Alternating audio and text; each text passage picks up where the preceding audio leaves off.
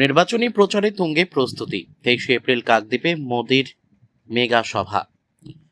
2026-এর বিধানসভা নির্বাচনকে পাখির চোখ করে প্রচারে ঝড় তুলতে আসছেন প্রধানমন্ত্রী নরেন্দ্র মোদী। আগামী 23 এপ্রিল কাকদ্বীপ মহকুমার সাগর পাথর প্রতিমা ও কাকদ্বীপ বিধানসভার বিজেপি প্রার্থীদের সমর্থনে এক বিশাল জনসভায় ভাষণ দেবেন তিনি। ওই দিনই রাজ্যে প্রথম দফায় 152টি আসনে ভোট গ্রহণ। নির্বাচনের দিন দক্ষিণ 24 পরগনার এই গুরুত্বপূর্ণ কেন্দ্র থেকে প্রধানমন্ত্রী কি বার্তা দেন, সেদিকেই তাকিয়ে রাজনৈতিক মহল। প্রধানমন্ত্রীর সফরকে কেন্দ্র করে নিরাপত্তা ও প্রস্তুতির সাজো সাজো রব এলাকায়। সুন্দরবন পুলিশ জেলার উচ্চপদস্থ আধিকারিক ও প্রশাসনিক কর্তারা দফায় দফায় সভাস্থল পরিদর্শন করছেন। সভাস্থলের কাছেই 3টি অস্থায়ী হেলিপ্যাড তৈরি করা হয়েছে।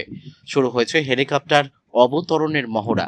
সম্প্রতি সভাস্থল পরিদর্শনে এসে বিজেপি নেতা তথা রাজ্যসভার সাংসদ রাহুল সিনহা বলেন, 2024-এর নির্বাচনের সময় এখানে মোদিজির সভাকে কেন্দ্র করে জনসমুদ্র আছড়ে পড়েছিল। এবারও যে পরিমাণ মানুষের সমাগম হবে বলে আমরা খবর পাচ্ছি, তাতে সকলকে মূল সভাস্থলে জায়গা দেওয়া কঠিন হয়ে পড়বে।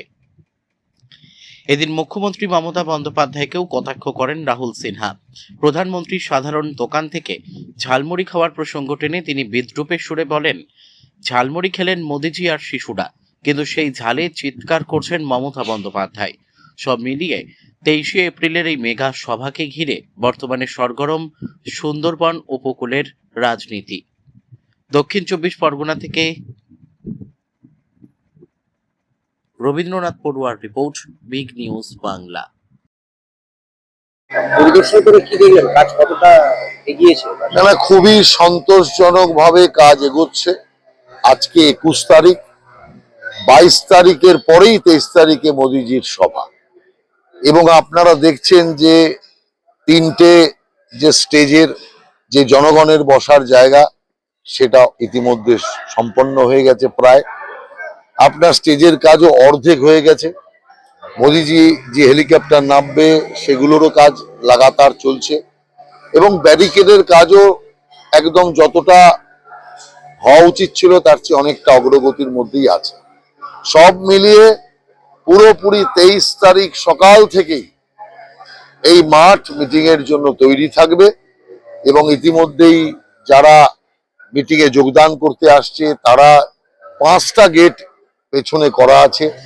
এর আগের বছর মানে 2 বছর আগে 2024-এ মোদিজি এসেছিলেন, সেই সময়তে 2টো গেট ছিল। সেই যে ভিড়ের রাশ, সেটাকে মাথায় রেখে এবার 3টে গেটের জায়গায় 5টা গেট করা হয়েছে। লক্ষ্যমাত্রা কত রাখা হয়েছে? দেখুন, পুরো পরিপূর্ণ হয়ে যত লোক আসতে চাইছে তত লোকের জায়গা এখানে হবে না। আমি মনে করি যে বহু লোকই এখানে ঢুকতে পারবে না, এত পরিমাণ লোক সমাগম হবে। তার কারণ মোদিজির একটা আলাদা ক্যারিশমা পশ্চিম বাংলায় আছে, সারা দেশে তো আছে। তো সেই কারণে তার সভায় আসার জন্য লোকের আগ্রহ এবং কৌতূহল অনেক বেশি। আমি কালকে যখন 7 মাইলে মিটিং করতে গেলাম, তখন মিটিং করে ফেরার পথেও লোকের আমাকে জিজ্ঞাসা করছে। তাদের আমি বললাম যে আপনারা কি আসবেন?